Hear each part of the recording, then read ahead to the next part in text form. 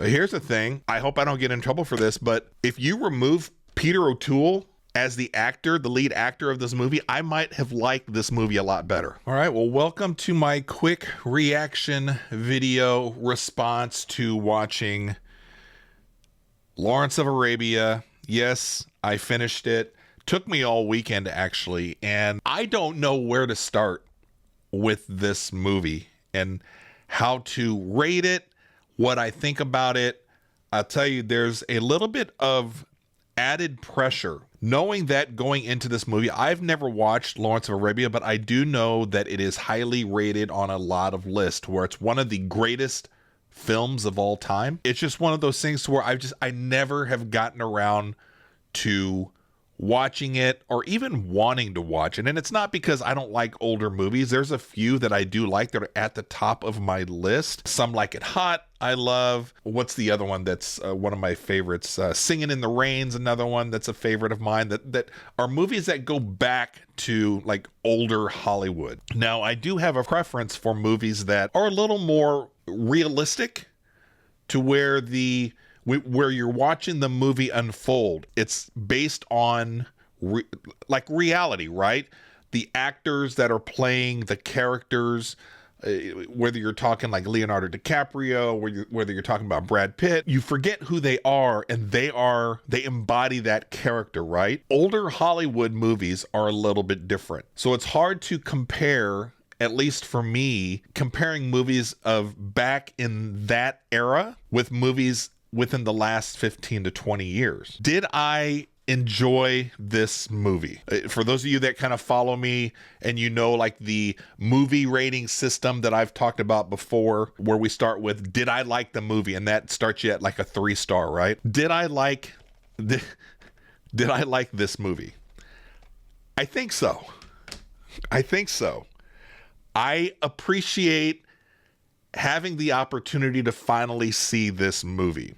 Now let's start from the beginning. How did we get to this point to where I'm actually buying a hard physical copy of a 4K copy of Lawrence of Arabia? I'm not ashamed to admit that I got caught up in the whole Reddit, everybody pre-ordering this reprint of Lawrence of Arabia in the Steelbook. Saw a lot of people talking about it, and they started receiving it, and I was like, I saw that price come down to, shoot, it was like $35, $36. I placed an order.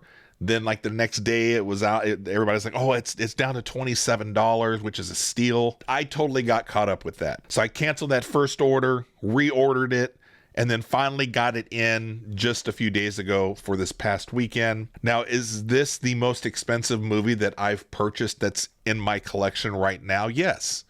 This is, I wouldn't say by far, but most of the Blu-ray 1080p type movies that I'm ingesting into my Jellyfin server that I just started within the last month, most of those movies I'm getting used anywhere from $3 up to, depending on how rare it is or the print or whatever, up to like $10 maybe. But usually most of those movies that I'm buying are anywhere from $3, $4, $5 a piece. This is an anomaly. I don't buy new movies unless they are movies that I am totally in love with, that I have to have in my collection. And we've talked about that with the movie rating system that I have. This was one to where I was like, if you enjoy movies and you consider yourself a fan of the movies in general, a fan of kind of Hollywood and everything that has come out of Hollywood over the past, 100 some odd years, Lawrence of Arabia, certain movies you have to have the experience of seeing them. You don't have to like them, but you have to have the exposure to seeing them and just appreciating them for what they are. And this is kind of like how I was going into this particular movie. I had only heard a few things about it. I don't know the actual story behind it. Don't come to my channel thinking that I'm one of those YouTube channels that breaks down the videos and the movies and tells you everything behind the scenes and what this means and what this is all about and why this actor portrays it this way. I'm just a 50-year-old dude that I enjoy movies. I like what I like. I don't like what I don't like.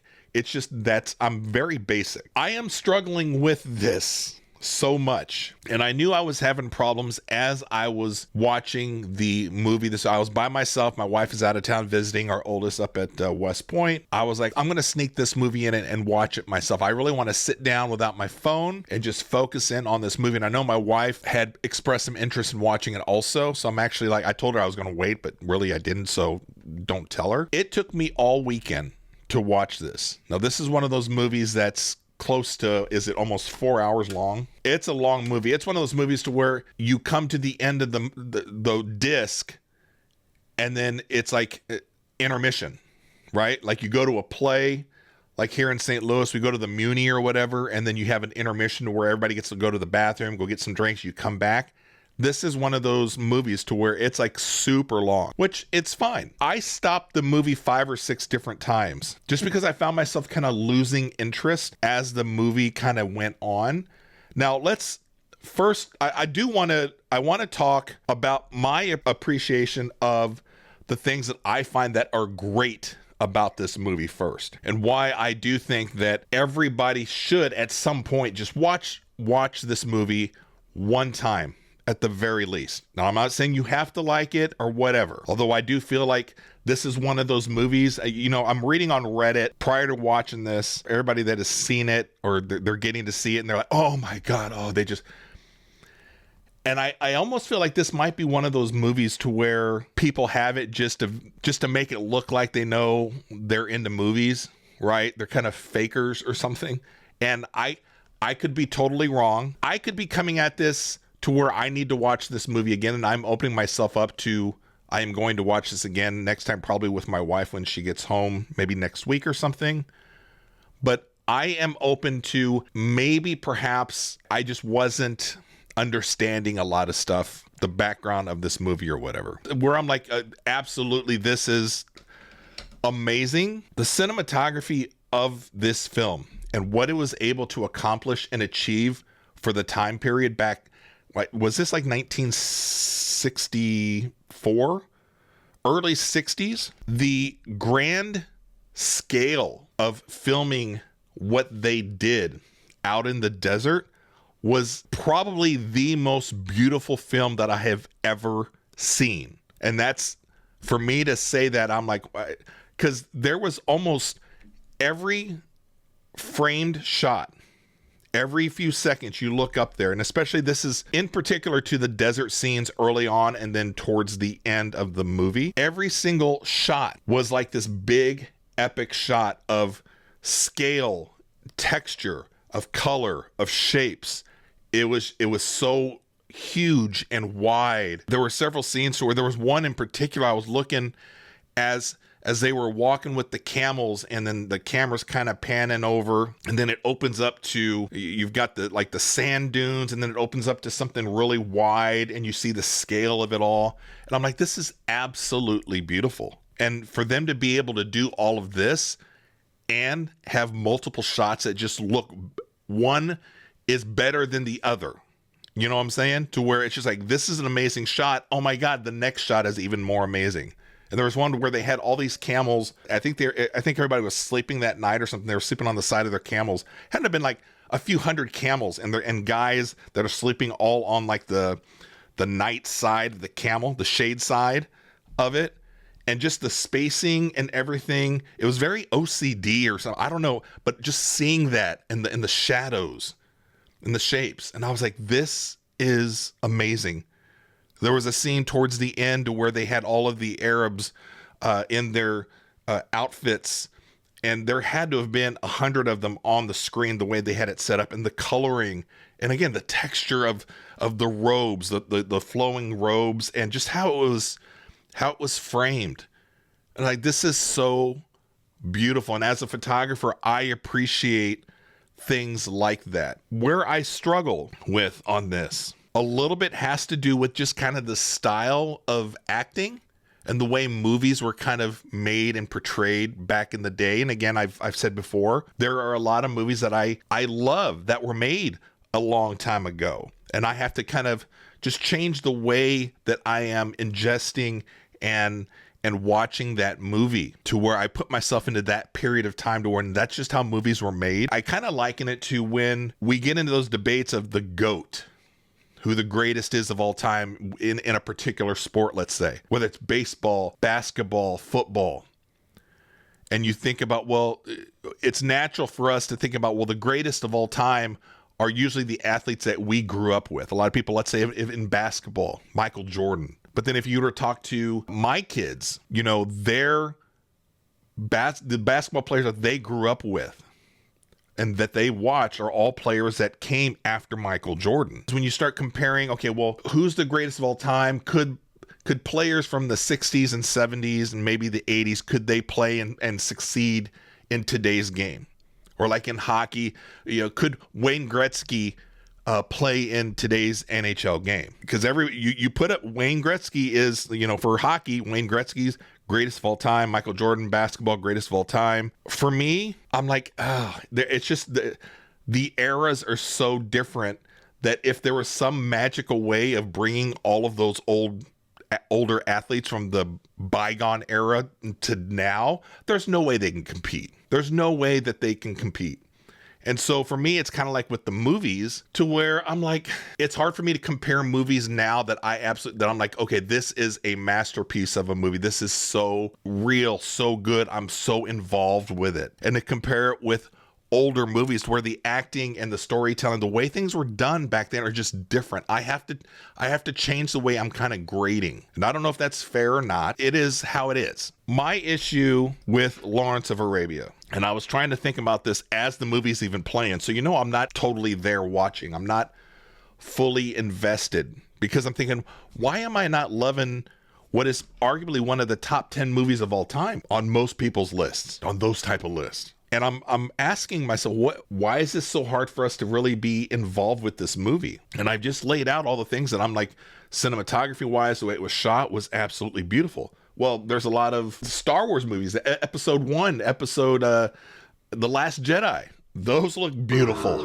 right? Those look great on screen. Movies are terrible. I'm not saying that Lawrence of Arabia is terrible, but there's only so much that the pretty picture and the way it was shot carries over for me. And I had a hard time with the storyline. I had a hard time with the acting. And the more I thought about this, and I don't know if I don't know if I can say this or not. Because I feel like I'm talking out of pocket because I don't know what I'm talking about. I can just tell you what I like and what I don't like. Is it possible that if you removed Peter O'Toole as the actor and brought somebody else in, did he, I'm so embarrassed. Like, did he, I don't know if he won an Academy Award or something for this or was nominated, but he bothered me so much every time that he was on the screen. Every time that his face was shown or the way that he was portraying the character, it took me out of the movie every single time. Part of it was just the way that the makeup was with his face. Every time his face was on screen, maybe this is just a makeup issue to where he looked fake. He looked AI generated every single shot. And that bothered me. The way the mannerisms, the way he was portraying the character, every time that he was on screen took me out of the movie. And I'm like, when they were in the battle scene, second half of the movie, the way he was shooting the gun, the way he was carrying himself on the battlefield, he's supposed to be a soldier, right? And for me, going back to when I was talking about actors nowadays in movies that are more real and they're raw, and you don't see them as the actors portraying these characters. You see the actors, they are the character, and the character is the actor. When I saw Peter O'Toole come on screen, I'm thinking that's a Hollywood actor back in the day that's portraying a character that could be playing at a community center play. It's bizarre. I don't know what it is. I don't know what it is about the way Peter O'Toole was portraying this character. Again, we can get into some more details. I would love if there's somebody that watches this and you want to come on and talk about Lawrence of Arabia with me. I would love to do this and have somebody kind of walk me through. What am I missing? He was really the only actor and the only portrayal that just ruined. it didn't ruin it for me. I was taken out of the movie every time that he was there. I don't know what it is. I don't know what it was. To see Alec Guinness as what was he, the prince? I mean, that was neat. That was kind of cool. Every time that Alec Guinness spoke, my problem was I always heard the way his tone and the way he talked. I was like, that's Obi-Wan from episode 4 and episode 5. You could hear it. And speaking of kind of Star Wars and everything, you can see where so many directors after Lawrence of Arabia and how much of an impact this has had on Hollywood and films in general. I could see almost exactly the way some of these scenes were shot in episode 4 on Tatooine, and the way the Jedis and the robes and where they borrowed from this movie, and the camels and the sound that the camels make. I was like, that sounds like the Tauntauns from Empire Strikes Back. It obviously has a fingerprint on everything that came after, and I appreciate that. This is something that, don't get me wrong, this is something that I am very grateful that I got around to finally watching. Do I have a big interest in wanting to watch this again? Honestly, I don't. Other than the fact that I want to experience this with my wife to see what she thinks, and I want to open myself up to, well, maybe this wasn't the weekend for me to watch it. Maybe I need to do a little research before I watch this movie, which it's not too surprising because a lot of times I don't fully pay attention or understand what's going on in the movie anyways. And I'm always asking my wife, what was this about? Or, after the movie. And there are times to where even movies that I don't like initially, down the road, I've given them another opportunity to where now all of a sudden I love the movie. And I've talked about this in a couple of videos already. Moulin Rouge is a movie that right now for me is one of my favorite movies of all time. It's a 5-star movie. I hated that movie when we watched it the first time at the theater back in 2000 or whenever that was, 2001, 2003, early 2000s, before my oldest was born, when my wife and I were able to go out to movies all the time. And we were trying to watch all the AFI Top 100 movies. She drugged me to this musical, and I was like, oh, I'll do it. Because, you go back and, you picked the movie last time, my turn, and then I picked it last time, so it's your turn. She wanted to go see this. I'm not a big Nicole Kidman fan. Ewan McGregor was still kind of new. Didn't know much about any of the other actors that were in it. I think John Leguizamo, Broadbent, forget his first name. Didn't know much about him. I just knew it was a musical. Went to it, didn't understand it. It was so over the top. I remember I still clear as day walking out of the theater, and she and I was like, what'd you think? And I hated it. And then for some reason we ended up watching again sometime after. And I was like, you know what? I kind of like it. And every time since I've liked it more and more to the point to where now I am like emotionally attached to that movie for whatever reason. I can't explain it. And that's just how movies and music, sometimes you just can't explain things, right? Maybe we're too young or too immature, or we weren't in a period of our lives where you can totally understand something. Now down the road, you're open to understanding.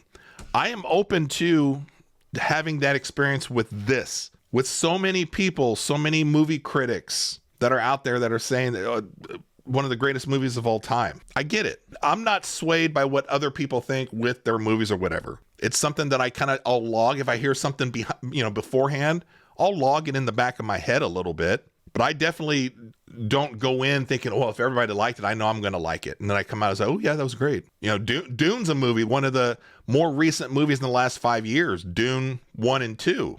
A lot of people like that movie, those two movies. I didn't get it. Didn't like it. Rated those either 2.5 or barely a 3-star. I think one of them I rated a 3. You remember a 3-star in my movie rating system is I liked it enough that I would watch it again down the road. 2-star, did not like the movie.